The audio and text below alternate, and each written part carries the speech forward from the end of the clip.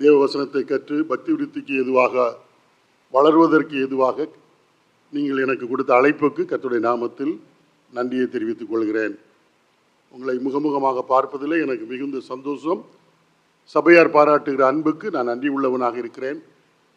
அந்த அன்புக்கு கர்த்தர் உங்களுக்கு உரிய பிரதிபலனை அளிப்பார். நாம் நேரடியாக நம்முடைய செய்திக்கு போகலாம். அநேக கிறிஸ்தவர்களுக்கு கிறிஸ்தவ வாழ்க்கைன்னா ரொம்ப கஷ்டமாக இருக்கு. இது ரொம்ப எப்படி கஷ்டமான ஒரு சொல்கிறப்பவே சொல்லுவாங்க, ரொம்ப கஷ்டங்க அப்படிம்பாங்க. ஆனால் வாழ்க்கை, கிறிஸ்தவ வாழ்க்கை ரொம்ப சுவாரஸ்யம். அதனுடைய சூட்சுமத்தை நாம் அறிந்து கொள்ள வேண்டும். நம்முடைய தேவன் சுமக்க முடியாத, இல்லாவிட்டால் நம்மால் சாதிக்க கை கொள்ள முடியாத எதையுமே நமக்கு எழுதி வைக்கவில்லை.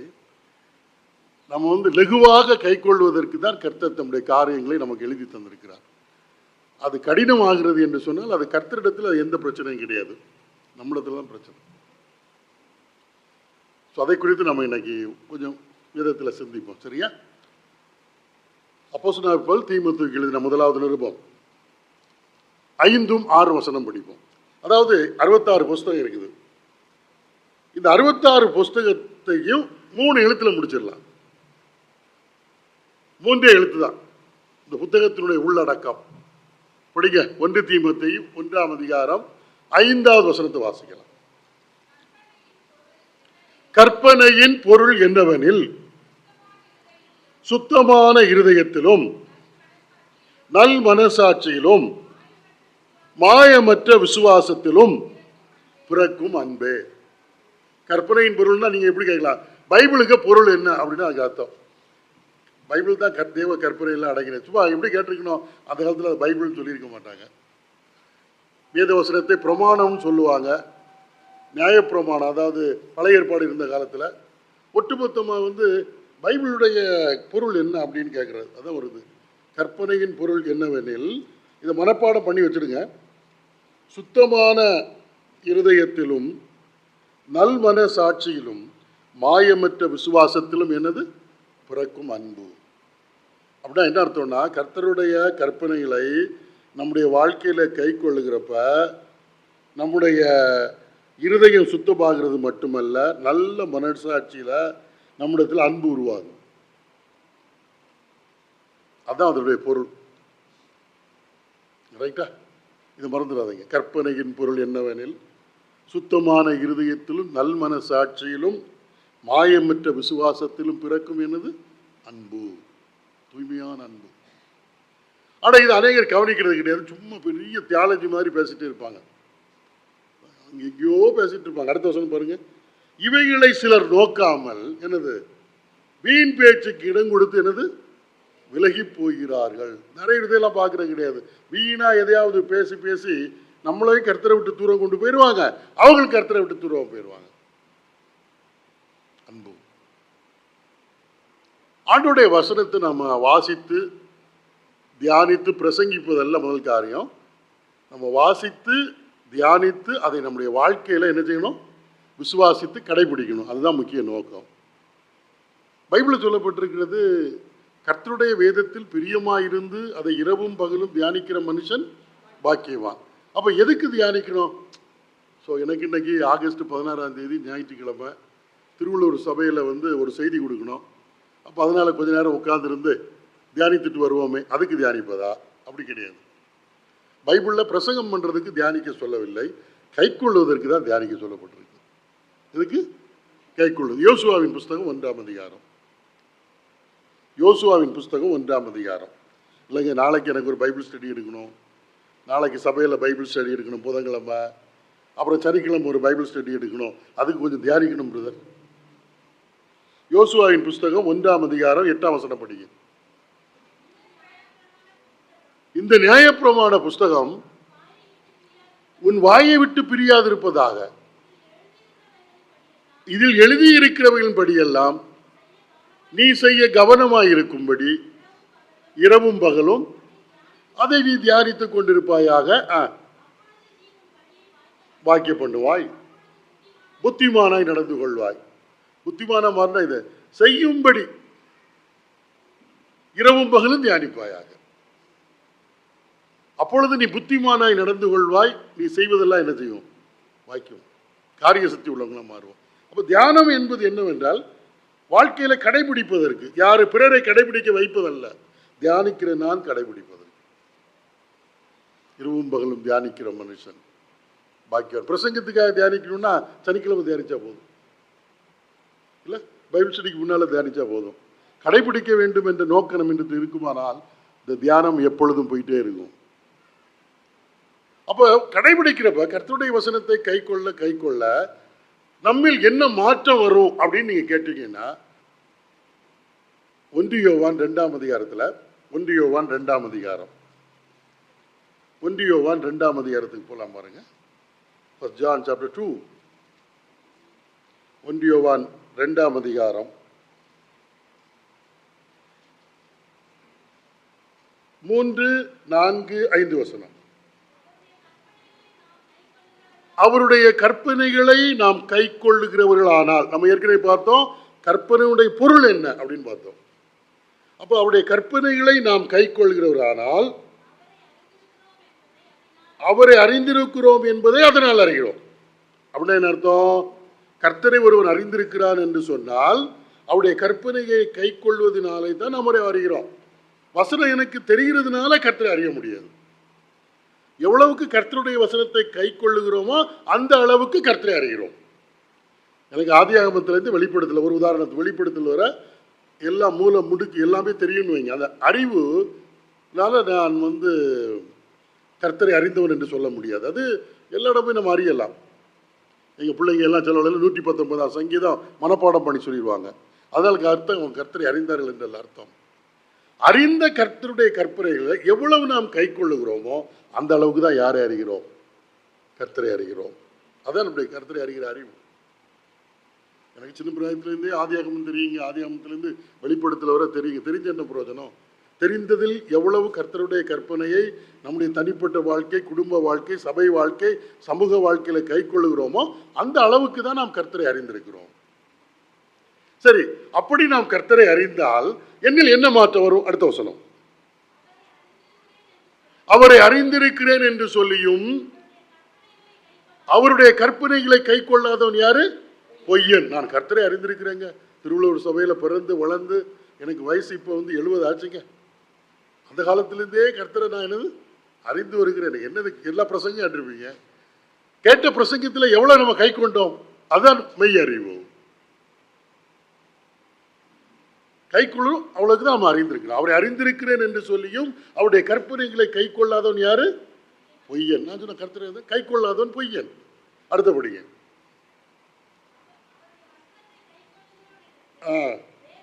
அப்ப வசனத்தை கை கொள்ளுகிறப்ப என்னில் என்ன மாற்றம் அப்படின்னா, அவருடைய வசனத்தை கை கொள்ளுகிறவனிடத்தில் தேவ அன்பு மெய்யா என்னது?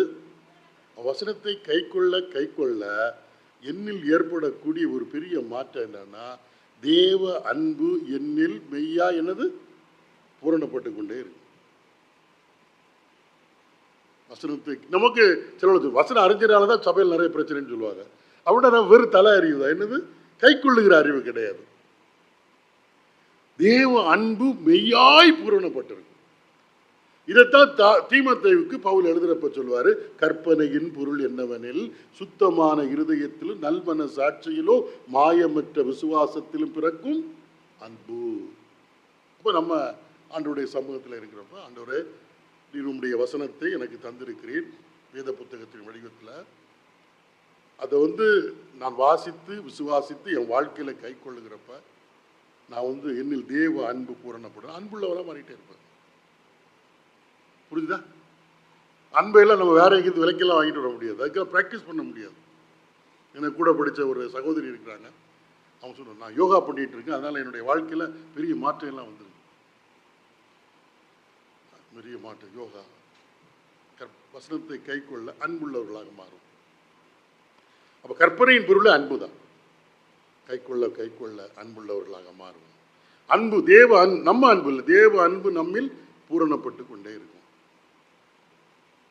ஆண்டவராக இயேசு கிறிஸ்துவிடத்துல போய் ஒரு வக்கீல், அதாவது பைபிள்ல நியாய சாஸ்திரின்னு சொல்லுவாங்க அந்த காலத்துல, இப்ப நம்ம சொன்னோம் அட்வொகேட். வக்கீல், அவங்க தான் கேள்வி கேட்கறதுல என்னது சிறந்தவங்க ஆச்சு. ஆண்டவர் அடிக்கடி வந்து டெஸ்ட் பண்ணுறதுக்கு கேள்வி கேட்பாங்க. அவருக்கு தெரியுதான்னு கேட்குறது, இவருக்கு தெரியுதா பார்ப்போமே. ஆண்டவர் தான் இன்னைக்கு காலையில் தியானித்தோமே, நம்ம இருதயத்தில் என்ன நினைக்கிறோமோ அது என்னது அவருக்கு தெரியும். அப்போ அந்த அடுத்த வசனத்தில் ஆவியானவர் எழுதிப்பார், அவரை சோதிக்கும்படி கேட்டார். நமக்கு தெரியாது, எதுக்குடா கேள்வி கேட்குறாங்க? ஏதோ அவங்க அறியணும்னு கேட்குறாங்களா, இல்லாவிட்டால் எனக்கு அந்த அறிவு இருக்கிறான்னு கேட்குறாங்களா, இல்லாட்ட வேற யாருக்கும் பாடம் படிக்க கொடுப்பதற்கு என்னத்தை கேட்குறாங்களா, நமக்கு தெரியாது. ஆனால் கர்த்தருக்கு மட்டும் தெரியும் அவங்க எதுக்காக கேள்வி கேட்குறாங்கன்னு. அறிய வேண்டும் என்று ஆவலோடு கேட்டால் அவருடைய பதில் வந்து ஸ்ட்ரைட் ஃபார்வர்டாக இருக்கும். அவன் சந்தோஷத்தோட போவான். அவரை சோதிக்க வேண்டும் என்று கேள்வி கேட்டால் கேள்வி கேட்டவன் வந்து மாட்டிக்கொள்வான். கேள்வி கேட்டு இப்போ வந்து ஆண்டவரிடத்தில் ஒரு கேள்வி கேட்குறாங்க. மத்தேயு சுவிசேஷம் நிறைய கேள்வி, 21ஆம் அதிகாரம். மத்தேயு சுவிசேஷம் 21ஆம் அதிகாரத்தில் இருப்போம். இது ஏறக்குறைய 3 சுவிசேஷத்தில் வரும். ஆனாலும் மத்தேயு சுவிசேஷம் 21ஆம் அதிகாரத்தில் ஆண்டவரிடத்தில் கேட்கிற ஒரு கேள்வியை பார்க்கிறோம். 21ஆம் அதிகாரத்தில் 22 35வது வசனம். அவர்களில் படிங்க. அவரை சோதிக்கும்படிக்குன்னா டு டெஸ்ட் ஹிம் அப்படின்னா இவருக்கு இந்த கேள்விக்கு பதில் தெரியுமா அப்படின்னு கேட்கறது. என்கிட்ட சிலவங்க கேள்வி கேட்டு உங்களுக்கு தெரியுமான்னு நான் உங்களை என்ன செய்தேன் கேட்டு பார்த்தேன், நீங்கள் சரியாக சொல்லிட்டீங்கன்னு. நான் சொன்னேன் சரியாக சொல்லிட்டு இல்லை, இந்த வச்சு ஏன் கேட்கணும், எனக்கு கண்டுபிடிக்க முடியல, இவங்க சோதிக்கிறதுக்கு தான் கேட்குறாங்களான்னு.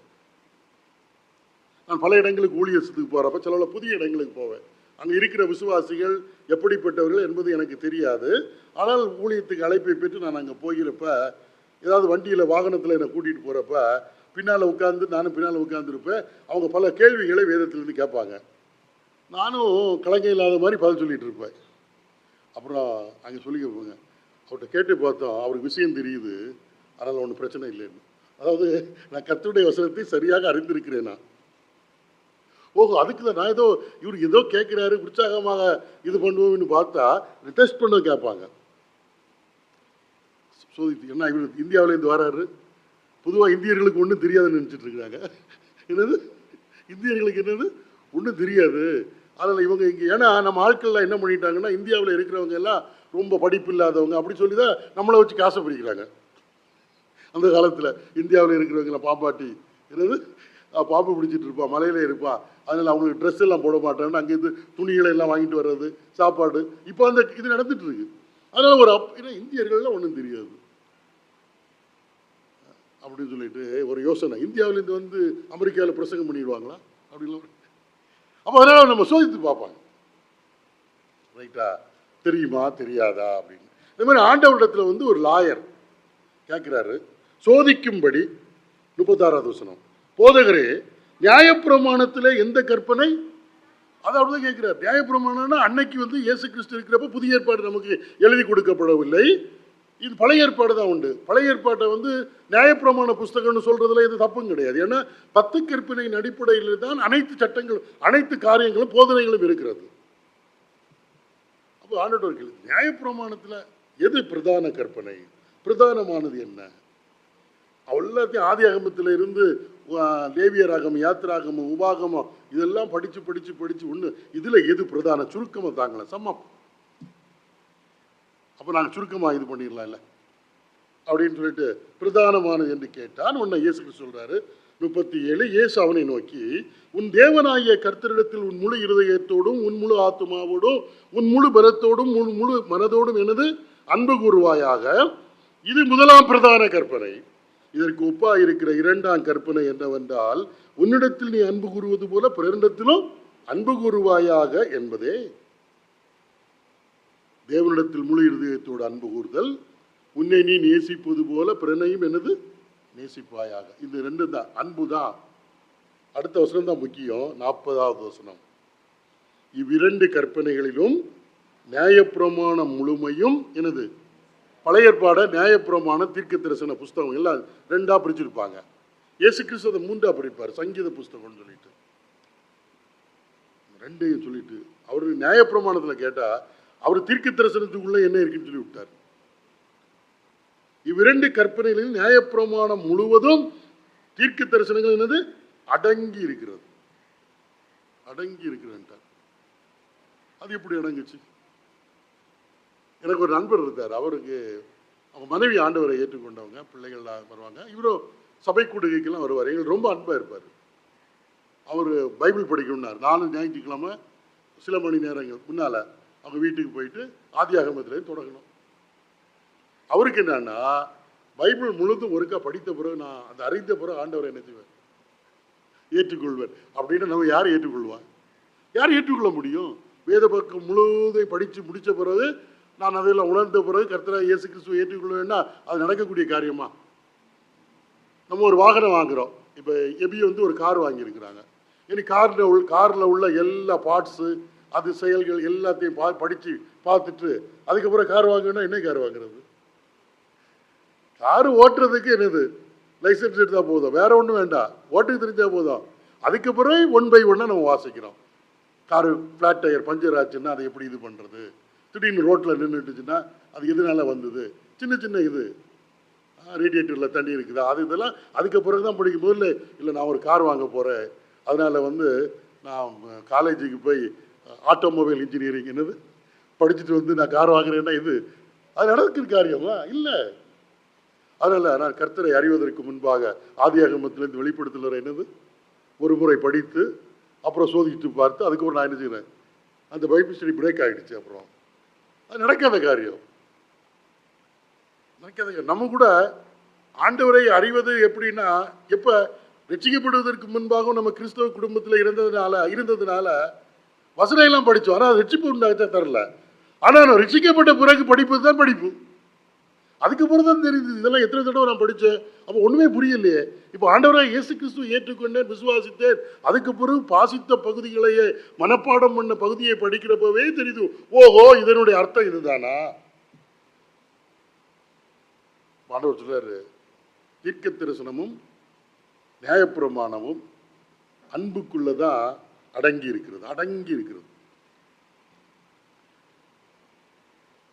இதை மனதில் வைத்துக்கொண்டு ஆவியானவர் பவுலை கொண்டு நிருபங்கள் எழுதுறப்ப சொல்லுவாரு, ஒரே வசனத்தில் முடிச்சிருவாரு. ரோமர் 13 அதிகாரம். ரோமர் 13 அதிகாரத்தில்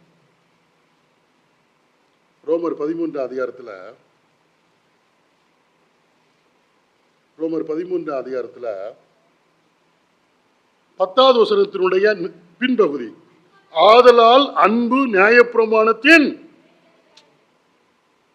நியாயப்பிரமாணம்னா பைபிள் முழுதுங்க பழைய ஏற்பாடுடைய விளக்கம் தான் புதிய ஏற்பாடு. நியாயப்பிரமாணத்தின் நிறைவேறுதலாக இருக்கிறது. ஃபுல்ஃபில். அன்புதான் நியாயப்பிரமாணத்தின் நிறைவேறுதல். அது எப்படிங்க நிறைவேறுதலாக இருக்க முடியும் அப்படின்னு கேட்டால் அதுக்கு விளக்கம் ஆவியானவர் ரொம்ப எளிமையாக எழுதி வச்சிருக்கிறார். இப்போ இந்த 10 கற்பனையை வந்து நம்ம 2ஆக பிரிக்கலாம். 10 கற்பனை தான் எல்லா கற்பனையும் அடிப்படை. அதுக்கு பிறகு முதல்ல மோசேக்கு கர்த்தர் சீனாய் மலையில் 10 கற்பனையை கொடுக்கிறார் அல்லவா. அதுக்கு பிறகு என்ன ஆச்சுன்னா, ஜனங்கள் வந்து கர்த்தருடைய கட்டளையை மீற இந்த 10 கற்பனையுடைய எக்ஸ்பான்ஷன், அதாவது அடிஷன் தான் மீதி எல்லாம். அவருடைய நீங்க சொல்லுங்க, சட்டம் ஒன்று தான். ஆனால் காலங்கள் போக மனிதன் குற்றம் செய்ய என்னன்னா அந்த சட்டத்தினுடைய விரிவாக்கம் வந்துட்டே இருக்கும். புரியுதா? குற்றம் கூட சட்ட புஸ்தகம் என்னது பெருசாகிட்டு. ஒரு காலத்தில் இந்த சைஃபர் கிரைம்னா என்னன்னு தெரியுமா? இல்லையா? ஆனால் குற்ற சட்டம் இருந்தது, தப்பு செய்தால் தண்டிக்கணும்னு. உடனே பார்த்தா இது சைஃபர் கிரைம், கம்ப்யூட்டர் எங்கே பார்த்தாலும் வைஃபை அது இது வந்துட்டு போடு சைஃபர் கிரைம் சட்டம். அப்போ குற்றம் கூட சட்ட புத்தகமும் என்னது பெருசாகிட்டு வருது. முதல்ல அடிப்படை 10 கற்பனை தான். மனிதன் மீறுதல், தேவ கட்டளையை மீற கட்டளைகளும் அதிகமாகி கொண்டே வந்தது. அது கலாத்தியர்ல சொல்லப்பட்டிருக்கும். ஆனால் அடிப்படையில் அந்த 10 கற்பனை தான். நீங்கள் எந்த கர்த்தர் நமக்கு கொடுத்திருக்கிற எந்த கட்டளை நீங்கள் படிச்சீங்கன்னா இந்த 10 கற்பனைக்குள்ளே விரிவாக்கமாக இருக்கும். அது தேவனோடு சம்பந்தப்பட்டதாக இருக்கலாம், இல்லாவிட்டால் மனித தொடர்புடைய கட்டளையாக இருக்கலாம். இப்போ திருடக்கூடாது. அதாவது 10 கற்பனையில் என்னது சொல்லப்பட்டிருக்கிறது? திருடக்கூடாது, அப்படிதானே? ஸ்டீல் நாட் அப்படின்னு சொல்லப்பட்டிருக்குல்ல. அப்புறம் எதுனா நீங்கள் அடுத்த படிச்சீங்கன்னா எதெல்லாம் திருடக்கூடாது, எதெல்லாம் திருட்டுன்னு எழுதிருக்கீங்க. ஆனால் அந்த கற்பனை ஒன்று தான், திருடக்கூடாது. கொலை செய்யக்கூடாது. அப்படின்னா அந்த கொலையை பற்றி என்னென்ன கொலைகள்னு வரும்? பிறர் பொருளை எச்சரிக்கை என்ன இச்சிக்க கூடாது அப்படின்னா எப்படி அதெல்லாம் விளக்கம் கொடுக்கப்படுங்க. அடிப்படையில் இந்த 10 தான். இந்த நியாயப்பிரமாணத்தை நிறைவேறுதல் அன்புல தான் முடியும். அதுக்கு அப்போஸ்தலனாகிய பவுல் மூலமா சொல்ல நம்ம எல்லாம் என்ன செய்வோம்னா, நம்மகிட்ட ஏதாவது ஒரு நிறைய நல்ல குணம் இருக்கும், ஏதாவது ஒரு கெட்ட குணம் இருக்கும். அந்த கெட்ட குணம் என்னை விட்டு போகணும் ஆண்டவரேன்னு ஜோம் பண்ணிட்டு இருப்போம். ஜோம் பண்ணும் நம்ம ஜோம் பண்ணோம் அந்த குணத்தை பற்றி சிந்திக்க ஆரம்பிச்சிடுறோம். என்னது அதிகமாக சிந்திக்க ஆரம்பிச்சிருவில்ல. இப்போ எப்பவுமே கர்த்தருடைய கட்டளை என்பது சக மனிதனோடு தொடர்புடையதாக இருக்கு, இல்லாட்டா கர்த்தரோடு தொடர்புடையதாக இருக்கும். இப்போ 10 கற்பனையை படிக்கிறப்ப சக மனிதனோடு தொடர்புடைய கட்டளைகள் என்று பார்த்தீங்கன்னா, இப்போ ரோமருக்கு எழுதியிருப்போம் 13ஆம் அதிகாரத்துவோ 8வது வசனத்திலிருந்து படிக்கலாம். ஒருவரிடத்தில் ஒருவர் அன்பு கூறுகிற கடனை அல்லாமல் கடன்படாதீங்க. நமக்கு ஒரே ஒரு இதுதான், உங்களிடத்தில் நான் அன்பாக இருக்க வேண்டும், நீங்கள் என்னிடத்தில் அன்பாக இருக்க வேண்டும். இதுதான் நாம் ஒருவருக்கு ஒருவர் கடன்பட்டு இருக்கிறோம். வேற இதுல என்ன செய்யக்கூடாது? கடன்படக்கூடாது. அன்பு கூறுதல். சரியா? அடுத்தது, பிறரிடத்தில் அன்பு கூறுகிறவன் நியாயப்பிரமாணத்தை என்ன செய்கிறான்? நிறைவேற்றி விடுகிறான். எப்படி நிறைவேற்றான்? நம்ம புதிய ஏற்பாட்டில் வர்றதெல்லாம் ஆண்டவருடைய வசனத்தை நிறைவேற்ற பங்கு வந்துட்டோம். இப்போ சொல்ல அதுக்கு விளக்கம் கொடுங்க. எப்படி எனில் அழகா இதெல்லாம் படிக்கிறது கமெண்ட்ரி எல்லாம் வேண்டாம், இல்லை கமெண்ட்ரி பெரிய டிக்ஷனரி அதெல்லாம் வச்சு இதை விளக்கியெல்லாம் ரொம்ப எளிமையா. எப்படி எனில் இப்போ பிறரிடத்தில் அன்பு கூறுதல், பிறருக்கு விரோதமாக எந்தெந்த பாவங்கள் செய்யக்கூடாதுன்னு 10 கற்பனையில் சொல்லப்பட்டிருக்கு. அதில் பாருங்க, விபச்சாரம் செய்யாதிருப்பாயாக, கொலை செய்யாதிருப்பாயாக, களவு செய்யாதிருப்பாயாக, பொய் சாட்சி சொல்லாதிருப்பாயாக, இச்சியாதிருப்பாயாக என்கிற இந்த கற்பனைகளும். அடுத்தது, அப்போ பிற மனித தொடர்புடைய எந்த பிற மனிதனுக்கு இதெல்லாம் செய்யக்கூடாதுன்னு வேதத்தில் என்னெல்லாம் கற்பனைகளாக சொல்லப்பட்டிருக்கிறதோ, அது எந்த கற்பனையாக இருந்தாலும் சரிதான், வேற எந்த கற்பனை, உன்னிடத்தில் நீ அன்பு கூறுவது போல அன்பு கூறுவாயாக என்கிற ஒரே வார்த்தையின் தொகையாய். எப்படின்னு பாருங்களா, திருடாம இருக்கணும். நான் பிறருக்கு சொல்லப்பட்டிருக்கிறது களவு செய்யாது இருப்பாயாக. ரைட்டா? அப்ப ஒரு என்ன சொல்லலாம், வேலட் பணப்பை, பணம் வச்சிருக்க பர்ஸ் ஒன்று இங்கே இருக்குது, அது எபிகேன்னு வைத்துக் கொள்வோம். எப்படி உங்கள் பேரை பயன்படுத்துகிறேன். ரைட்ல? அவர் போகிறப்ப இறங்கி போயிட்டாரு. எனக்கு அப்போ தேவை இருக்குது. பார்த்தா அப்படி தெரியுது 500 ரூபா நோட்லாம் இருக்குது. அதை எடுத்து நான் என் பாக்கெட்டில் வைக்கலாம், யாருக்கும் தெரியாது என்ன இல்லைன்னா அதே சில நோட்டை எடுத்து உள்ள வச்சிடலாம். ஆனால் இப்போ எது தடுக்குதுன்னா, நான் எப்படி என்ன செய்கிறேன், எப்படிட்டு அன்பு கூறுகிறேன், அதனால அவருடைய பொருளை என்ன செய்ய முடியாது. அவ்வளோதான், முடிஞ்சு போச்சு. அது எடுக்கலாமா எடுக்கக்கூடாதா? கர்த்தர் எனக்கு இந்த நேரத்தில் இதன் மூலமாக என் தேவையை என்ன செய்ய போகிறார், சந்திக்க. அப்படியெல்லாம் சிந்திக்க வேண்டிய அவசியம் இல்லை. நான் எபியை நேசிப்பதனால அவருடைய பொருளை என்னால் திருட முடியாது. அப்போ நான் யாரை நேசிக்கிறேனோ அவர்களை நான் கொலை செய்ய முடியாது. யாரிடத்தில் நான் அன்பு வைத்திருக்கிறேனோ அவர்களை குறித்து பொய் சாட்சி சொல்லிட்டு தெரிய முடியாது. அது பிரச்சனை. நான் ஏன் செய்கிறேன் அப்படின்னா, அந்த யாருக்கு விரோதமாக இந்த காரியத்தை செய்கிறேன்னா அவரிடத்தில் நான் அன்பு கூறாததினால் செய்யக்கூடாததை என்ன செய்கிறேன். அப்போ அன்பு தான் பிரமாணத்தின் நிறைவு. அப்போ ஒரு நபரிடத்தில் அன்பு கூறுகிறப்ப மனிதனுக்கு விரோதமாக எதெல்லாம் செய்யக்கூடாது என்று தேவன் கட்டளையாக சொல்லி இருக்கிறாரோ அதை நம்ம என்ன செய்ய மாட்டோம், செய்ய மாட்டோம். ஏன்னா பிகாஸ் நான் அந்த நபரை நேசிக்கிறேன். எவ்வளோ சிம்பிள். இதுக்கு சொல்லுவாங்க, பிறர் பொருளை இச்சிக்க கூடாதுன்னா எப்படி how I can control what is called lost. இச்சையை எப்படி நான் கட்டுப்படுத்துவது? அது காலையில் 4 மணிக்கு எழும்பணும், பாட்டு பாடணும், ஜோம் பண்ணணும். ஒரு நம்மளை வகுப்பறையில் வச்சு வசனத்தை ஒன்றும் வேண்டாங்க, அந்த ஆண்டோடைய வசனத்தை கை கொள்ளுகிறதுனால சுத்தமான இருதயத்திலும் நல்வன சாட்சியிலும் மாயமற்ற விசுவாசத்திலும் பிறக்கும் எனது அன்பு இருக்குல்ல, அந்த அன்பில் என்னுடைய உடன் சகோதரனை என்னிடத்தில் அன்பு நேசிக்கிறப்ப இந்த கட்டளைகளை எல்லாம், அதாவது மனிதனுக்கு விரோதமான எந்த பிரமாணத்தையும் இல்லாட்டா எந்த சட்டத்தையும் நான் என்ன செய்கிறேன்னா கர்த்தர் செய்யக்கூடாதுன்னு சொன்னதையெல்லாம் நிறைவேற்றி விடுகிறேன். முழுசு நிறைவேற்றிடலாம். இப்போ என்னால் நிறைவேற்ற முடியலை அப்படின்னா அதுக்கு அர்த்தம் என்ன அப்படின்னா, முதல்ல நான் என்னுடைய சக மனிதனை என்னை நேசிப்பது போல என்னது நேசிக்கவில்லை. அது மாதிரி தேவ கட்டளை தேவனுக்குன்னு அதெல்லாம் என்ன செய்ய முடியலைன்னா என்ன அர்த்தம்? ரொம்ப கஷ்டமா இருக்கு அப்படின்னா, நான் தேவனிடத்தில் முழு இருதயத்தோடு அன்பு கூறவில்லை. ஸோ அன்பு கூறுகிறவளுக்கு எல்லாமே லகு தான். அன்பு கூறுகிறவளுக்கு எல்லாமே என்னது லகு தான். வீட்டில் பிள்ளைங்க இருப்பாங்க. பொதுவாக பெண் பிள்ளைகளுக்கு முக்கியமான வேலை, நாங்கள் எல்லாம் சின்ன பருவத்தில் இருக்கிறப்ப, எங்கள் அக்கா எல்லாம் இருக்கிறப்ப எங்கள் அம்மாவுக்கு உதவி செய்கிறது, நாங்கள் விளையாடிட்டு இருப்போம். எங்கள் அக்கா அவங்களுக்கு கிச்சனில் உதவி செய்யணும், பாத்திரம் எல்லாம் க்ளீன் பண்ணணும், எல்லாம் செய்து கொடுக்கணும். பெண் பிள்ளை அப்படி ட்ரெயின் பண்ணேன். அப்போ தான் போகிற வீட்டில் ஒழுங்காக இருப்பாங்க. நீங்கள் போகிற வீட்டில் அப்படின்னா புருஷனுக்கிட்டு போகிறப்ப இங்கே ட்ரைனிங் கொடுப்பாங்க. இல்லைன்னா கல்யாணம் பண்ணி கொடுத்த பிறகு அவளுக்கு சமைக்கவே தெரியலைன்னா அம்மா அப்பாவுக்கு அது ஒரு என்ன சொல்லுவாங்க, அது ஒரு அவமானம். என்ன பிள்ளையை வளர்த்து வச்சிருக்கிறாங்க, அவங்களால ட்ரைனிங் கொடுப்பாங்க. இன்னொரு இது உண்டு. அதாவது இப்போ யாருக்காவது பையனை பார்த்து நிச்சயம் முடிஞ்சு ஒரு திருமணத்துக்கு ஒரு 3 மாதம் இருக்குன்னா என்ன பண்ணுவாங்கன்னா, இந்த சொந்தக்காரங்க எல்லாம் அந்த நிச்சயம் பண்ணப்பட்ட பெண்ணை விருந்துக்கு வீட்டுக்கு கூப்பிடுவாங்க. கூப்பிட்டு நல்லா சாப்பாடெல்லாம் கொடுத்து சின்ன சின்ன வேலைகளெல்லாம் கற்றுக் கொடுப்பாங்க.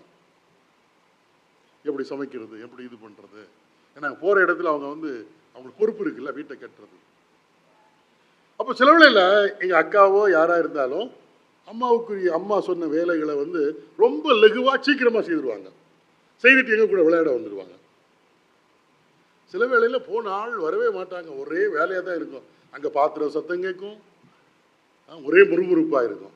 என்ன என்னைக்கு செய்கிற வேலை தானே, என்னைக்கு உள்ள பாத்திரத்தை தானே இன்னைக்கு அம்மா தந்துருக்கிறாங்க, ஏன் வேலை முடியலன்னா காலையில் அம்மாவுக்கு மகளுக்கு இடையே ஒரு சின்ன ஒரு ஃப்ரிக்ஷன், ஒரு சின்ன வாக்குவாதம், அந்த கோபம் உள்ளே இருக்கும். அந்த கோபத்தோடு செய்கிறப்ப அம்மா கொடுத்த வேலை மிக கடினமாகி விடுகிறது. வழக்கமாக சீக்கிரமாக செய்தவங்க என்ன வேலை, ஒரு கால வேலை முடியாது. ஸோ அன்பு தான் லகுவாக்குறது, அன்பு தான் லகுவாக்குறது, அன்பு தான் அதான் அது எல்லாமே லகுவாகணும்னா அன்பு. அதான் உன்னிடத்தில் நீ அன்பு கூறுவது என்கிற அந்த பிரமாணத்தின் மூலமாக நம்ம மனித தொடர்பான கட்டளைகள் அனைத்தையும் அன்பினால் நிறைவேற்றி விடுகிறோம். என்னென்ன கட்டளை மனிதனுக்கு விரோதமாக செய்யக்கூடாது என்று கர்த்தர் எழுதி கொடுத்தாரோ அதை அன்பினாலே நாம் நிறைவேற்றி கொண்டிருக்கிறோம். சரியா? உங்கள் வாழ்க்கையில் ஆண்டவருடைய கட்டளைக்கு, சக மனிதனுடைய கட்டளைக்கு கீழ்ப்படிக்க முடியலைன்னா கட்டளை ரொம்ப மோசம் அப்படின்னு சொல்லிடக்கூடாது. முதல்ல நான் என்னை நேசிப்பது போல பிறரை நேசிக்கிறேன்னா அன்பை டெஸ்ட் பண்ணி பார்க்கணும். அதான் நிறைவேற்றிடலாம். இப்போ பவுல் மூலமாக என்ன 13ஆம் அதிகாரத்தில் அன்பானது பிறருக்கு என்னது பொல்லாங்கு செய்யாது, ஆதலால் அன்பு நியாயப்பிரமாணத்தின் என்னது நிறைவேறுதலாக இருக்கிறது. அப்போ நம்ம இப்போ பிரமாணத்தை நிறைவேற்றுகிறோம். முதல்ல பிரமாணத்தை நிறைவேற்றுறதுக்கு ஸ்ட்ரகிள் பண்ணிட்டு இருந்தோம், இப்போ நம்ம நிறைவேற்றுகிறோம். இதனால என்ன? அன்புனால. இதனால அன்புனால. நான் அடிக்கடி ஒரு கேள்வி கேட்பேன் சில இடங்களுக்கு போகிறப்ப, நம்ம எந்த பிரமாணத்துக்கு இப்போ கீழ்பட்டு இருக்கிறோம் என்பது ரொம்ப முக்கியம். எந்த சட்டத்துக்கு நாம் கீழ்பட்டு இருக்கிறோம்? பழைய ஏற்பாட்டில் 2 விதமான சட்டங்கள் இருக்குது. ஒன்று லா ஆஃப் பாண்டேஜ், அடிமைத்தனத்தின் பிரமாணம். இன்னொன்று இருக்குது லா ஆஃப் லிபர்ட்டி, அதாவது சுயாதீன பிரமாணம். அடிமைத்தனத்தின் பிரமாணம் அப்படின்னு கேட்டிங்கன்னா, ஒரு எஜமான்ட்ட நம்ம வேலைக்கு போகிறோன்னா அவர்கிட்ட ஒப்பந்தம் எழுதி கொடுக்குறோம். 5 வருஷம் நாங்கள் உங்கள்கிட்ட வேலை செய்வோம், அதுக்கப்புறம் எங்களை என்ன செய்திடணும் ஒட்டணும். அது இருக்குது 6 வருஷம். பைபிளில் இருக்குது யாத்திராகமத்தில். அந்த வருஷம் முடிஞ்ச உடனே அவன் போயிடுவான். ஆனால் இன்னொரு பிரமாணம் இருக்கிறது, அது அன்பினாலே கீழ்ப்படுகிற பிரமாணம். அது என்னன்னா 7வது வருஷம் அவன் போக வேண்டும் வேலையிலேருந்து. ஏன்னா கான்ட்ராக்ட் அப்படி தான், அவனை அனுப்பிவிட வேண்டும்.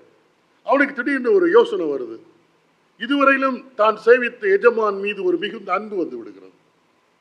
என்ன வந்துடுது? அன்பு வந்து விடுகிறது. அப்போ ரிலீஸ் பண்ணுற காலம், அவனுடைய கான்ட்ராக்ட் முடிகிற காலம் வருது. அவன் போய் எஜமான்கிட்ட சொல்கிறார், இல்லை நான் உம்மிடத்தில் ரொம்ப அன்பாக இருக்கிறேன். அவர் வேலைக்கு போன பிறகு அவருக்கு திருமணம் முடிஞ்சுது. அதாவது அந்த கால சட்டப்படி என்ன, வேலைக்கு போன இடத்துல எஜமான் ஒரு பெண் கொடுத்தால் அவன் மட்டும்தான் தனியாக போகணும். நான் என் மனைவியை நேசிக்கிறேன், உம்மிடத்தில் வேலைக்கு வந்த பிறகுதான் என்னுடைய குடும்பம் விருத்தி இருக்கிறது, என்னுடைய பிள்ளையை நேசிக்கிறேன், அதனால வாழ்நாள் முழுதும் உண்மை சேவிக்க விரும்புகிறேன்பா. இதனால என்ன? Out of love. உடனே அவர் என்ன பண்ணுவாருன்னா நீதிமன்றத்துக்கு கூட்டு போவார். அதுதான் அந்த மூப்பர்களிடத்தில் ஒலிமுக வாசல் சொல்லுவாங்க. அங்கே போனோடனே இவன் அறிக்கையிடுவான், நான் இந்த எஜமானுக்கு வேலை செய்தேன், இப்போ என்ன நாளைக்கோ அடுத்த மாதமோ என்னை ரிலீஸ் பண்ணி விட போகிறாங்க, ஆனால் நான் போக விரும்பவில்லை, நான் என்னுடைய எஜமானை நேசிக்கிறேன், என்னுடைய மனைவியை நேசிக்கிறேன், என் பிள்ளைகளை நேசிக்கிறேன், அதனால் என் வாழ்நாள் முழுதும் இவரை சேவிக்கிறது விரும்புகிறேன். ஒப்பந்தெல்லாம் கிடையாது. உடனே நீதிபதி கேட்டுட்டு என்ன பண்ணுவாருன்னா, அப்படியா, அப்போ நீ எடுத்துக்கொண்டு அந்த தீர்மானத்துக்கு அடையாளமாக அவனை கூட்டிகிட்டு போய் ஒரு கதவு பக்கத்தில் நிறுத்தி இந்த காதில் ஒரு ஓட்டையை போட்டுவிட்டுருவாங்க. அவன் அதே எஜமான் தான், அதே எஜமானுக்கு அதே வேலை தான் செய்கிறான், ஆனால் இப்போ ஆட்டிடியூடு மாறி போச்சு. பிரமாணம் ஒரு காலம் மாறுவதில்லை, ஆனால் பிரமாணத்தை கை கொள்ளுகிற யாரு? ஆட்டிடியூட். அடுத்த நாள் இந்த அன்பில் சேவிப்பான் பாருங்க. அவனை எப்பவுமே சூப்பர்வைஸ் பண்ணிட்டு இருக்கான்டா. வேலை செய்கிறானா, வேலை செய்கிறான், அவன் அன்பினாலே செய்கிறான் வாழ்நாள் முழுதும். இப்போ என்னன்னா, ஒப்பந்த அடிப்படையில் காரியம் செய்கிறது எவ்வளோ கடினம். இப்போ அன்பினால செய்கிறப்போ அதே வேலையை ஒரு நாள் 2 நாள் இல்லை, எவ்வளோ நாள்? என்றைக்கும். அதான் லா ஆஃப் லிபர்ட்டின்னு சொல்லுவாங்க. அன்பினால் கிரியை செய்கிற விசுவாசம் தான். இப்போ அதனால் நாங்கள் நியாயபுரமான காலம் முடிஞ்சு, அதில் எது முடிஞ்சு அப்படின்னா, இந்த என்ன சொல்லலாம், ரிலீஜியஸ் பிரமாணங்கள் நிறைய உண்டு, அதுக்கு நிறைவேறிவிட்டு கிறிஸ்துவில். ஆனால் மாரல் கூட இன்னைக்கு நம்ம நிறைவேற்றி தான் ஆகணும். நம்ம நிறைவேற்றிக்கிற சைடு அதான் ஆட்டிடியூட் என்னன்னா, அந்த இதுதான் அன்பினால் கிரியை செய்கிற விசுவாசம். அதே எஜமான் தான், அதே ரூல்ஸ் அண்ட் ரெகுலேஷன் தான். ஆனால் இப்போ நான் அன்பாக செய்ய ஆரம்பித்து விட்டேன், நிறைவேற்ற ஆரம்பித்து விட்டேன். அதான் இன்னைக்கு நம்ம. அதனால கர்த்தரிடத்தில் நமக்கு அன்பு இல்லைன்னா கர்த்தருடைய கற்பனைகளும் எப்படி இருக்கும்? கடினமாகத்தான் இருக்கும், கஷ்டமாக தான் இருக்கும். ஆண்டவர் தம்முடைய கற்பனைகளை ஒருபோது என்ன செய்ய மாட்டார்? மாற்றவே மாட்டார். நம்ம தான் மாறணும். அது என்ன? மனநிலையில் அன்பு நியாயப்பிரமாணத்தின் நிறைவேறுதலாக இருக்கிறது. இதை யாக்கோபு சொல்லுகிறப்ப, இந்த அன்பை பற்றி சொல்லுகிறப்ப அதை ராஜரீக பிரமாணம் சொல்வார். படிங்க யாக்கோபு யாக்கோபு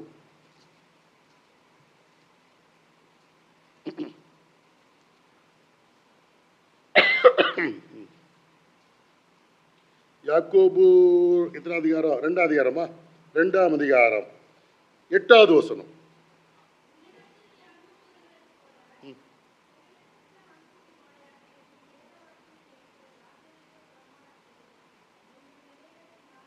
நன்மை செய்யும் ராஜரீக பிரமாணம்னா நிறைவேற்றிட்டா எல்லா மனித தொடர்புடைய எல்லா பிரமாணத்தையும் நம்ம நிறைவேற்றி விடலாம். ராஜரீக பிரமாணம். இந்த அன்பு நம்மள எப்படி உருவாகிறதுனா, இயேசு கிறிஸ்துவை நாம் ஏற்றுக்கொள்கிற பொழுது பரிசுத்த ஆவியானவர் மூலமாக தேவ அன்பு நம்முடைய இருதயத்தில் ஊற்றப்படுகிறது. அதை நம்ம கொடுக்க. அதனால அந்த அன்புல நம்ம வளர்றது, இதெல்லாம் கர்த்தருடைய வசனத்தை அறிய அறிய வாழ்க்கையில கை கொள்ள அந்த தெய்வீக அன்பு நம்மில் பூரணப்பட்டு கொண்டே இருக்கும் இல்லையா? அன்பு பூரணப்பட்டு கொண்டே இருக்கும். இந்த ராஜரீக பிரமாணம் எல்லா குணத்துக்கும் டாப் தாங்க. இப்போ நான் நீங்க 1 கொரிந்தியர் 13ஆம் அதிகாரம் படிச்சீங்கன்னா தெரியுமே, நிறைய வரங்களை எல்லாம் பற்றி நான் பல பாசைகளை பேசலாம். என்னுடைய பொருளை எல்லாம் விற்று ஏழைகளுக்கு என்ன செய்யலாம்? அன்னதானம் கொடுக்கலாம். இல்லாவிட்டால் என்னுடைய உடலையே என்ன செய்யலாம்? சுட்டரிக்க கொடுக்கலாம். எல்லாம் செய்தாலும் அடிப்படையில் எது இல்லை என்றால் இவைகள் எல்லாமே அன்பு இல்லை. அப்போ என்ன? அன்பு தான் ராஜரீக பிரமாணம். இப்போ நான் இங்கே பிரசங்கம் பண்ணுறேன், இல்லை பிரசங்கம் நல்லா தான் இருக்கும் கேட்குறதுக்கு, நீங்கள் எல்லாம் அப்புறம் அப்ரிஷியேட் பண்ணிட்டு போவீங்க, அதெல்லாம் செய்வீங்க, ரைட். ஆனால் கர்த்தருடைய சமூகத்தில் நான் அன்பினால் இதை செய்யாவிட்டால் அடிபட்டு போயிடும். எப்படி? அன்பினால் செய்யாவிட்டால் என்னது? ஒன்றும் கிடையாது. எல்லாம் அவரது அதுதான் பார்ப்பார். என்ன மோட்டிவ், எது இவரை உற்சாகப்படுத்தினது அப்படின்னு தான் பார்ப்பார். 1 கொரிந்தியர் 13 அன்பு இல்லாவிட்டால் எல்லாமே 0 தான். அப்போ கொலோசியரில் எழுதுகிறப்ப அப்போஸ்தலனாகிய பவுல் எழுதுகிறப்ப ரொம்ப அழகாக சொல்லுவார் பாருங்க. கொலோசியர் 3ஆம் அதிகாரம் நினைக்கிறேன். கொலோசியர் 3ஆம் அதிகாரம் 14வது வசனம் படிங்க.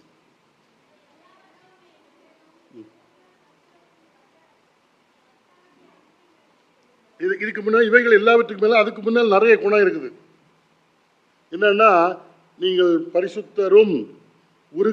பரிசுத்தருமாய் பிரியருமாய் உருக்கமான இரக்கத்தையும் தயவையும் மனத்தாழ்மையும் சாந்தத்தையும் நீடிய பொறுமையும் தரித்து கொண்டு ஒருவரை ஒருவர் தாங்கி ஒருவர் பேரில் ஒருவர் குறைபாடு உண்டானால் கிறிஸ்து உங்களுக்கு மன்னித்தது போல ஒருவருக்கு ஒருவர் எல்லாம் இருக்குது. ஆனால் இதற்கு எல்லாவற்றை மேல என்ன இருக்கணும்?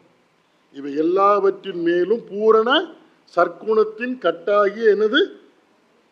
பூரண சற்குணம். அதாவது எல்லா குணத்திலையும் சற்குணம், அதுதான் அன்பு தான். அது இல்லாமல் இதையெல்லாம் செய்யலாங்க. அதை தரித்துக் கொள்ளுங்கள். ஸோ அன்பு நியாயப்பிரமாணத்தை நிறைவேறுது. ஸோ கிறிஸ்தவ வாழ்க்கை ரொம்ப சுவாரஸ்யமாக எளிமையாக நம்முடைய வாழ்க்கை அதுதான் வாழ்க்கைன்னு இருக்கணும்னா, அன்பில்லாதவனுக்கு வாழ்க்கை மிக கடினம் இல்லையா? பிள்ளைங்கள்ட்ட சொல்லுவாங்க, டாடி எப்படிடா படிக்கிறீங்க? நல்லா படிக்கிறோம், ஆனால் மேக்ஸ் மட்டும் கொஞ்சம் கஷ்டமாக இருக்கு. மேக்ஸ் மட்டும் கொஞ்சம் கஷ்டமாக இருக்கு. ஏன் கஷ்டமாக இருக்கு? டீச்சரும் சரியில்லை, அவங்க சரியாக ஒன்றும் டீச் பண்ணுறதில்ல. அப்படி முதல்ல டீச் பண்ணுற அந்த ஆசிரியர்கிட்ட ரொம்ப அன்பாக இருக்கணும், அவங்க மதிக்க தெரியணும். ரெண்டாவது, அவங்க சொல்கிறது அப்போ தான் புரியும். நான் யாரிடத்தில் அன்பு கூறவில்லை, அன்பு வைக்கவில்லையோ, அவங்க சொல்றது எதுவுமே காதில் விட மாட்டேங்குது, கண்டுக்கவே மாட்டேன். அன்பு பூரண சற்குணத்தின் கட்டாகிய அன்பை என்னது? தரித்துக் கொள்ளுங்கள். அன்பு தேவனால தான் உண்டாச்சு, அன்பை மனிதன் கண்டுபிடிக்கவில்லை. அன்பினுடைய டெமான்ஸ்ட்ரேஷன் இயேசு கிறிஸ்துவை தேவன் இந்த பூமிக்கு அனுப்பினார். அன்பு ரொம்ப முக்கியம். நான் சீக்கிரமா முடிக்க போறேன். மத்தேயு சுவிசேஷ புத்தகம் படிக்கிறப்ப ஆண்டவராக இயேசு கிறிஸ்து ஓமைகள் பேசுறப்ப சொல்லுவார் 3 இடத்துல. கடைசியில் சொல்லுவார், நான் எனக்கு உங்களை தெரியாதுன்னு சொல்லிடுவார். என்னது? எனக்கு உங்களை என்னது தெரியவே தெரியாது, அக்கிரம சிந்தைக்காரர்களை என்னை விட்டு அகன்று போகுங்கள். அப்போ நம்ம யோசிப்போம், என்னையா ஆண்டவருக்கு தெரியாதா? இன்னைக்கு காலையில் படித்தேன் இல்லை, யார் நம்ம ஆபிரகாமுடைய மனைவி என்ன பண்ணிட்டு இருந்தாங்க, இருதயத்துக்குள்ள லைஸா ஒரு நகைப்பது, வெளியே கூட தெரியாது இல்லை. அதை தெரிகிறவர் சொல்றாரு, உங்களை எனக்கு தெரியாது அப்படின்னா இது ஒரு பெரிய முரண்பாடுல. முஸ்லீம் இதை படிச்சுட்டான்னு பாருங்க, அங்கே எல்லாம் தெரிஞ்சவருக்கு இது தெரியலையே. நான் உங்களை அறியேன் அப்படின்னு சொல்றல்ல, அந்த அறிவு என்பது அவங்களை தெரியாதுன்ற அர்த்தம் அல்ல. எனக்கும் உங்களுக்கும் எந்த தொடர்பும் கிடையாது, எந்த சம்பந்தமும் கிடையாது. அப்படின்னா இப்போ யாங்க இவர் எப்படிப்பட்டவர்களே அவரை நான் உங்களை அறியேன்னு சொல்றாரு? மத்தேயு சுவிசேஷம் வாங்க, அதை படிச்சு முடிச்சிருவோம். மத்தேயு சுவிசேஷம்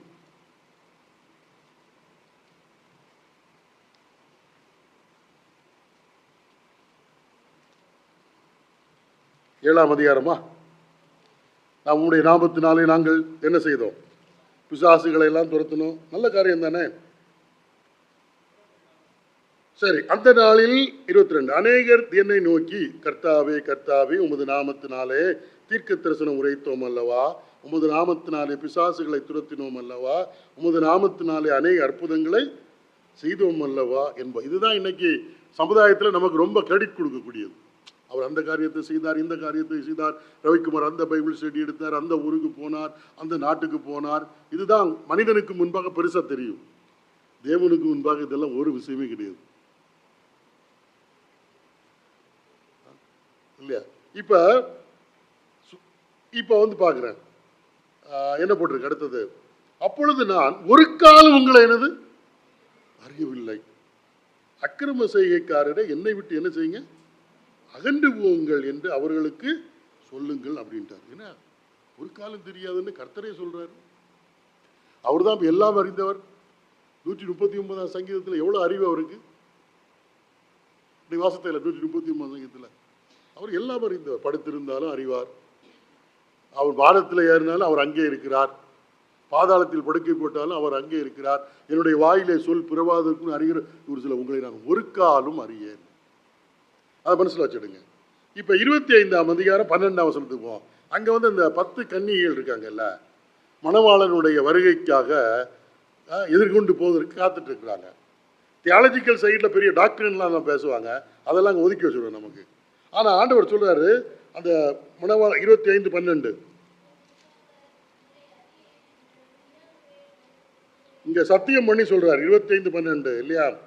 11 பின்பு மற்ற கன்னிகைகளும் வந்து ஆண்டவரே ஆண்டவரே எங்களுக்கு எனது திறக்க வேண்டும், அதற்கு அவர் உங்களை அறியேன் என்று மெய்யாகவே உங்களுக்கு எனது சத்தியமாக சொல்கிறேன்ட்டு உங்களுக்கு எனக்கு தெரியவேன்ட்டார்.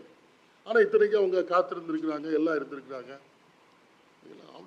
எனக்கு தெரியாது, கதவு பூட்டியாச்சு அப்படின்னு பார்க்குறோம். இது 2வது ஸ்டான்ஸ். லூக்கா சுவிசேஷம் 13ஆம் அதிகாரம் இன்னொரு குரூப்பை தெரியாதுன்னு சொல்கிறாரு. 13ஆம் அதிகாரம் 25வது வசனம். வீட்டு எஜமான் எழுந்து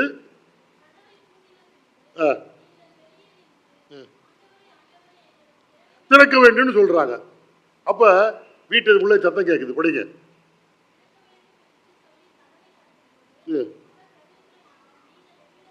நீங்க எந்த இடம்னு எனக்கு தெரியான்ட்டாரு. ஆதார் கார்டெல்லாம் காட்டினாலும் அங்கே எடுபடாது. இல்ல, இந்தியாவிலே ஆதார் கார்டை வச்சா நம்ம சிட்டிசன், அதுக்கு உறுதி கிடையாது, பாஸ்போர்ட்டு உறுதி கிடையாது. அப்ப எதுக்குன்னு சொல்றாங்க. அங்க இல்ல, நான் இவ்வளவு கரசமா இங்கிட்ட இடத்த இருந்த அப்படின்னு சொல்ல எடுபடாது. நீ எவ்விடத்தாரோ நான் அறியேன், படிங்க. அடுத்தது உடனே அவங்க ஒரு ரெஸ்பாண்ட் பண்றாங்க, எங்களை உங்களுக்கு தெரியாதா? என்ன பண்றாங்க சொல்லுங்க. அப்பொழுது நீங்கள் ஐயோ உங்க கூட இருந்து நாங்க சாப்பிட்டோமே, எங்களை தெரியாதுன்னு சொல்லிட்டீங்களே. உம்முடைய சமூகத்தில் போஜனபானம் பண்ணினோம்னா க்ளோஸ் கம்யூனியன் இருந்திருக்கு. அடுத்தது எங்க வீட்டு தெருவில் வந்து நீர் பிரசங்கம் எல்லாம் பண்ணிடு, நாங்க தானே உங்க கூட நின்ன சைட்ல. அப்ப அவர் என்ன சொல்றாரு? அக்கிரம அறியேன், நீங்களும் அக்கிரமக்காரர்கள் எனக்கு தெரியாதுன்றாரு. அப்ப இந்த வார்த்தையை எஜமான் இல்லாவிட்ட கர்த்தர் சொல்லணும்னா காரணம் என்ன? அவட ஒரே ஒரு ரீசன் தான். 1 கொரிந்தியர் 8ஆம் அதிகாரம் 3வது வசனம் படிங்க பார்ப்போம். என்ன அசைத்த ஒரு வசனம் இது. தேவனில் அன்பு கூறுகிறவன் எவனோ அவன் தேவனால் அறியப்பட்டிருக்கிறான். எப்படி? தேவனில் அன்பு கூறுகிறவனை தேவன் என்னது அறிந்திருக்கிறான். எனக்கு நம்முடைய பிரதமரை நான் தெரியும்னு சொன்னா பத்திரிகையெல்லாம் படிச்சு டிவியில் நியூஸ் பார்த்ததுனால எனக்கு தெரியும் அவர் இன்னைக்கு எந்த நாட்டுக்கு போறாரு, என்ன பேசி இருக்கிறார், நேற்றைக்கு அவர் என்ன பேசினார் என்பதெல்லாம் நான் தெரியும் சொன்னேன்னா அவர்கிட்ட போய் கேட்கணும். இப்படி நாகர்கோயிலில் ரவிக்குமார்னு ஒருத்தர் இருக்கிறாரு, உங்களுக்கு தெரியுமான்னு கேட்டா எனக்கு தெரியாது. அவர்கிட்ட யாரு க்ளோஸா அன்பா இருக்கிறாங்களோ, இல்லை அவங்க அம்மா அப்பா இல்லைன்னா உறவினர்கள், அவங்கள தெரியும். தேவனில் அன்பு கூறுகிறவன் தேவனால் என்னது அறியப்பட்டிருக்கிறான். புரியுதா? ரவிக்குமார் அதிக ஊழியர் செய்யறதுனால கர்த்தர் ரொம்ப அறிஞ்சிருப்பான்னு நினைக்காதீங்க, அது உங்க தப்பு, நான் அதுக்கு பொறுப்பு கிடையாது.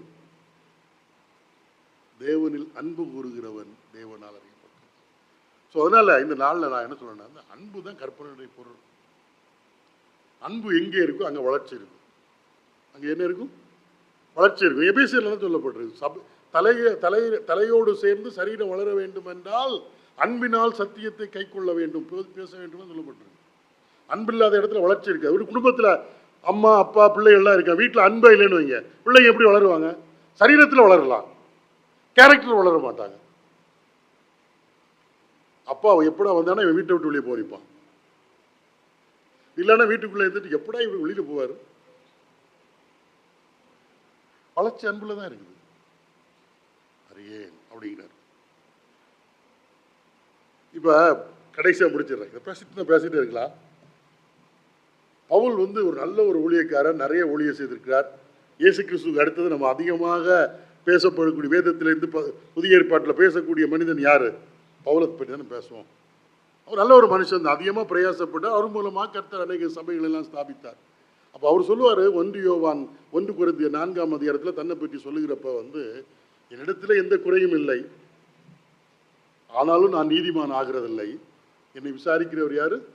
கர்த்தரேன்னு சொல்லிட்டு காலத்துக்கு முன்பு எதை குறித்து நீங்க என்ன சொல்லாதீங்க, தீர்ப்பு சொல்லாதீங்க. காரணம் என்னன்னா, நான் செய்த வேலை எதன் அடிப்படையில் செய்யப்பட்டது என்று கர்த்தர் ஆராய்ந்து பார்த்த பிறகுதான் எனக்கு புகழ்ச்சி உண்டாகும். எது என்னை மோட்டிவேட் பண்ணுச்சு? படித்து பாருங்கள். 1 கொரிந்தியர் 4ஆம் அதிகாரம் 4, 5, 4. அதனால் என்ன சொல்றேன்னா, கர்த்தருடைய பிள்ளைகளாக சபையாக இந்த இடத்துல கூடி வந்திருக்கிறோம். இதுக்கு முன்னால நீங்க கர்த்தருக்கு முன்பாக நிறைய பணி செய்திருக்கலாம், இது செய்திருக்கலாம். ஆனால் இன்றைக்கு நீங்க எதை செய்தாலும் கர்த்தருக்கு மேல உள்ள என்னது செய்யணும்? அன்போடு செய்யணும். ஒரு விசுவாசிக்கு உதவி செய்யறதா இருந்தா கடமைக்கு இல்லை, அவர்கள் மேலுள்ள அன்புல செய்யணும். அது மட்டும்தான் பிரதிபலன். இதெல்லாம் அடி வாங்கிடும். படிங்க 1 கொரிந்தியர் 4ஆம் அதிகாரம் 4ஆம் வசனம். என்னிடத்தில் நான் யாதொரு குற்றத்தை அறியேன். பவுல் சொல்றாரு, ஆயினும் அதனாலே நான் நீதிமான் ஆகிறது இல்லைன்னா குற்றவாளி இல்லைன்னு நீங்க தீர்ப்பு கொடுத்துட கூடாது. நீதிமானுக்கு ஆப்போசிட் குற்றவாளின்னு அர்த்தம். அது ஒரு இதா பேசுறாரு. அவர் எவ்வளவு சென்சிட்டிவான மனுஷன் பாருங்க, உணர்வு பூர்வமான ஒரு மனுஷன். படிங்க. என்னை நியாயம் விசாரிக்கிறத தண்டிப்பதற்கு அல்ல, பரிசு கொடுப்பதற்கு என்னை விசாரிக்கிறவர் கர்த்தர். ஆதலால் கர்த்தர் வருமளவும் காலத்திற்கு முந்தி யாதொன்றை குறித்து தீர்ப்பு சொல்லாதீங்க. அப்ப வந்தவரை என்ன நடக்கும் பாருங்க. இருளில் மறைந்திருக்கிறவைகளை அவர் வெளியரங்கமாக்கி இருதயத்தின் யோசனையை வெளிப்படுத்துவார். அப்பொழுது அவனுடைய புகழ்ச்சி. அப்ப என்ன செய்ய? நான் போய் நிற்கிறேன் கிறிஸ்துடைய நியாயசனத்திற்கு முன்பாக, என்னுடைய டைம் வருது. நான் சொல்லுவேன், நான் 1989ஆம் ஆண்டு ரட்சிக்கப்பட்டேன், இத்தனை வருஷம். என்ன எல்லாரும் மூத்த சகோதரன் சொல்றாங்க, சீனியர். நான் கேட்குற மனசுக்குள்ள சிரிப்பேன். இங்க மூத்த, அங்க போனவன தான் தெரியும். அங்க போனவுடனே எவ்வளவு நீங்க ஊழியம் செய்யிருக்க, அந்த ஊழியம் இந்த நாடு அப்படின்லாம். உட்காரு, அவசரப்படக்கூடாது. நீதிபதிக்கு முன்னால என்னது, கேட்கிற கேள்விக்கு மட்டும் தான் என்ன செய்யணும், பதில் சொல்லணும். சும்மா பேசினா வக்கீல் வச்சு என்ன உங்க கட்சிக்காரனை எப்படி ட்ரெயின் பண்ணி கொண்டு வந்துருக்கிறீங்க, சும்மா கோர்ட்ல பேசிட்டு இருக்கிறேன். அப்ப என்ன பண்ணா, ஒவ்வொரு செயலுடைய அந்த நோக்கத்தை பார்ப்பாரு. புரியுதா? நோக்கத்தை பார்த்து அதற்கு பிறகுதான் என்னது, well done my dear Ravikumar. அது என்ன நோக்கம் அப்படின்னா, செய்ததெல்லாம் அன்பினால் ஏவப்பட்டு செய்ததா இல்லாட்டா வம்பினால் செய்ததா? ரைட்டா? அதுக்கு தோல்ல தட்டுவாங்க. ஸோ அதனால் இந்த நாளில் கர்த்தர் என்ன எதுக்காக உங்கள் இடத்துல கொண்டு வந்தான்னு எனக்கு தெரியாது. ஆனால் ஒரு நோக்கம் இருக்கு. எதை செய்தாலும் அன்பு தான் மோட்டிவேட் பண்ணும். கர்த்தர் மேல் உள்ள அன்பு, உடன் சகோதரர்கள் மேல், மனிதன் மேல் உள்ள அன்பு, அது மோட்டிவேட் பண்ணி செய்கிறப்ப அது கர்த்தருடைய சமூகத்தில் கணக்கிடப்படும். அதுக்கு தான் பிரதிபலன். நான் சொன்ன மாதிரி, நான் 50 வருஷம் ஊழியம் செய்தேன், அதனால 25 வருஷம் ஊழியம் செய்ததோட எனக்கு என்ன கிடைக்கும், அதிகமாக கிடைக்கும்னு நான் நினைச்சேன்னா நான் ஒரு முட்டாள். இந்த நோக்கம் நம்ம சொல்ல, நிறைய சீனியர் என்ன அழகா நிறைய ஆண்டு ஊழியம் செய்தார் நம்ம சொல்லிட்டு இருப்போம். நானும் சொல்லுவேன், நான் நிறைய வருஷம் ஊழியம் செய்த 35-40 வருஷம். ஆனால் கிறிஸ்துவ நியாயசனத்திற்கு முன்பாக எவ்வளவு காலம் கர்த்தரை சேவித்தோம் என்பதல்ல, அன்பினால் எவ்வளவு காலம் அவருக்கு கீழ்ப்படிந்தோம். கடைசியாக ஒரு வசனம், கலாத்தியர். அழகா பவுல் எழுதுகிறாரு. நிறைய வசனங்கள் இருக்கும். அதாவது சொல்ல சொல்ல ஆவியானவர் வசனங்களை நினைவுபடுத்திட்டே இருக்கிறாரு. ஆனால் கடைசி முத்தாய்ப்பை நான் என்னை சொல்லிடுறேன். எனக்கு கடைசின்னு இன்னும் கடைசி போயிட மாட்டேன். கலாத்தியர் 5ஆம் அதிகாரம் 6வது வசனம். கிறிஸ்து இயேசுவினிடத்தில் விருத்த சேதனம் இல்லாமல் என்னது அன்னைக்கெல்லாம் என்னன்னா, ஒருத்தர் விருத்த சேதனம் பண்ணிட்டான்னா உடனே அவன் விருத்த சேதனம் பண்ணி யூதர்கள் பெருமை அடிச்சுட்டு இருப்பாங்க. என்னுடைய பிரசங்கத்தை கேட்டு 4 புறஜாதிகள் விருத்த சேதனம் பண்ணிட்டாங்க. ஆண்டவருடைய பார்வையில் விருத்த சேதனம் இல்லாமையும் ஒன்றும் இல்லை, விருத்த சேதனம் அதெல்லாம் ஒரு பிரயோஜனம் கிடையாது. அடுத்தது, அன்பினால் கிரியை செய்கிற விசுவாசத்தான் என்னது உதவும். நம்முடைய செயல் அனைத்தும் அன்பினாலே செய்யப்பட வேண்டும். அது மட்டும்தான் கணக்கில் எடுக்கப்படும். 13ஆம் வருஷத்தை அதை ரிப்பீட் பண்றாரு. நீங்கள் சுயாதீனத்திற்கு அழைக்கப்பட்டீர்கள். இந்த சுயாதீனத்தை நீங்கள் மாம்சத்திற்கு ஏதுவாக அனுசரியாமல் அன்பினாலே ஒருவருக்கொருவர். இதான் செய்தி. மறுபுறம் அவங்கள எப்போ பார்ப்பேன்னு எனக்கு தெரியாது.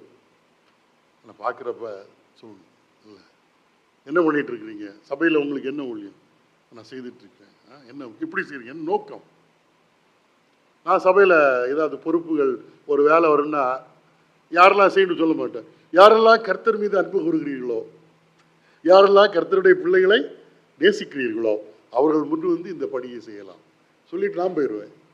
எனக்கு வந்து வசனத்தை பிரசங்கிப்பது அந்த ஆவிக்குரிய காரியம், மற்ற காரியங்கள் தலையிட மாட்டேன். அந்த வேலை தானாக நடக்கும். வேலை முடிஞ்சு என்னது ஃபோன் அடிச்சு கூட கேட்க மாட்டேன், வேலையை முடிச்சிங்களான்னு கேட்கவே மாட்டேன். ஏன்னா கர்த்தருடைய வேலை, நம்முடைய வேலை இல்லையே. நான் இன்னைக்கு நாகர்கோயிலில் இருக்கிறேன், அங்கே யார் செய்தி கொடுக்குறா அதெல்லாம் எனக்கு தெரியாது. ஃபோன் அடிச்சு கூட யார் செய்தி கொடுத்தான்னு கேட்க மாட்டேன். செய்தியில் ஏதாவது ஒரு கோட்டை விழுந்துன்னா அங்கே போனவரோ சொல்லுவாங்க, இந்த செய்தியில் ஒரு சின்ன ஒரு என்னது இருக்குது, இதுக்கு அதை கொஞ்சம் கரெக்ட் பண்ண சொல்லுவாங்க, இதை சரி பண்ணுங்க அவங்கள்ட்ட சொல்லுங்க அப்படின்னா நான் சொல்லிட்டேன். அவ்வளோதான், முடிஞ்சு போச்சு. அன்புனால இது ஃபேமிலி லைஃப்ல இருந்து ஆரம்பிக்கணும். உன் குடும்ப வாழ்க்கை ரொம்ப பாரம் மாதிரி தெரியுதா, முதல்ல குடும்பத்தில் உள்ளவர்களை என்னது நேசி. அன்பு கூறுகிறவர்களுக்கு பணிவிடை செய்கிறது எப்படி இருக்கும், ரொம்ப இதாக இருக்குது. நாங்கள் காலேஜில் கோ எஜுகேஷன் படிப்போம். அப்போ இந்த ஆண்கள் பெண்கள் சேர்ந்து படிக்கிறது தானே, ரொம்ப அன்பாக இருப்போம். இப்போ அலுவலி எல்லாம் வந்தாச்சு, 40 வருஷத்துக்கு கூட இப்போ சேர்ந்தா ஒரே அன்பு தான். அப்போ இந்த பிள்ளைக்கு ஏதாவது ஒரு வேலை செய்ய சொன்னால் போகும் பாருங்க, 10 பேர் ஓடுவாங்க. இங்கே அது தவறாக எடுக்கக்கூடாது, ஏன்னா 10 பேர் ஓடுவாங்க அந்த வேலையை செய்து முடிக்கிறது, அசைன்மெண்ட் எழுதி கொடுக்கறது, என்னடா இது அப்படின்ட்டு அதை சொல்லி சொல்லி சிரிப்போம். அது என்னன்னா ஒரு ஒரு ஒரு என்ன ஒரு ரெஸ்பெக்டான ஒரு இது. ஒரு பிள்ளை வந்து மெக்கானிக்கல் இன்ஜினியர் படிக்கணும்னு ஆசைப்பட்டான், மெக்கானிக்கல் ஆட்டோமொபைல் இன்ஜினியரிங். அப்போ இன்ஜினியரிங் காலேஜில் இந்த பெண்கள் அந்த குரூப்புக்கு அதிகம் சேர மாட்டாங்க, இவங்க எல்லாம் சாஃப்ட்வேருக்கு போவாங்கன்னா சாஃப்ட்வேர்னவங்க இல்லை, ஆனால் இவங்க கடினமானவங்க நினச்சிட்டு இருக்காங்க. அப்போ நான் ஒரு ப்ரொஃபஸர்கிட்ட கேட்டேன், எப்படி ஒரு பொம்பளை பிள்ளை இப்படி ஆட்டோமொபைல் இன்ஜினியர் படிக்கணும்னு ஆசைப்படுறேன்னு. அவர் ப்ரொஃபஸர் சொன்னார், அட்மிஷன் போட்டுங்க சார், பையன்மா 40 பேர் இருக்கிறாங்க, இந்த 40 பேர் அந்த பிள்ளைய பத்திரமா பாதுகாப்பாங்க, ஒருத்தர் பக்கத்தில் விடுவாங்க, யாரும் பார்க்க விடுவாங்க, யாரும் கிண்டல் அடிக்கக்கூடாது, யாரும் இது பண்ணக்கூடாது, கவனமாக பார்த்து விடுவாங்க. எங்கள் கிளாஸில் உள்ள பிள்ளை, அதனால் நீங்கள் ஒன்றும் கவலைப்பட வேண்டாம். வெளியில் ஏதாவது சொல்லிட்டு இருப்பாங்க, ரொம்ப கவனமாக பார்த்துருப்பாங்க. எங்கள் வீட்டு செல்ல பிள்ளை, தைரியமோட சொல்லுங்க, நீங்கள் சமுதாயத்தையெல்லாம் பார்க்க வேண்டாம் அப்படின்னு சொல்லுவாங்க. சொன்னேன், ஒன்றும் பயப்படாதீங்க, நீங்கள் பையன் மாதிரி இப்படி இருப்பாங்க. ஏன்னா அது வந்து அது நமக்கு தெரியும் சில காரியங்கள். அன்பு இருக்கிற பிள்ளைக்குவாரு. கர்த்தரிடத்தில் அன்பு கூறுவோம், கர்த்தருடைய பிள்ளைகளிடத்தில் அன்பு கூறுவோம், சக மனிதனிடத்தில் என்னது அந்த அன்பின் அடிப்படையில் அவர்களுக்கு என்ன செய்வோம், சேவித்தால் வாழ்க்கை ரொம்ப சுவாரஸ்யமாக இருக்குது. கிறிஸ்தவ வாழ்க்கை என்ஜாய் பண்ணலாம். எங்கே கடினமாக இருக்கிறதோ அந்த இடத்துல நம்முடைய அன்பை பரிசோதித்து பாருங்கள். கர்த்தர் தாமே இந்த வசனத்தை நமக்கு ஆசீர்வதித்து தருவாராக. ஆமென்.